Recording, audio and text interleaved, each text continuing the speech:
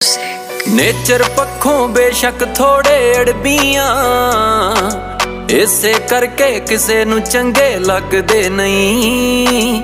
जो भी दिल विच होवे सिद्धा कह दईदा, झूठ बोल के किसे दे दिल नू ठगदे नहीं। ओ हत्थी मेहनत करके रोटी खाई दी, लब चन्नण के एवें वेख किसे नू सड़िया नहीं।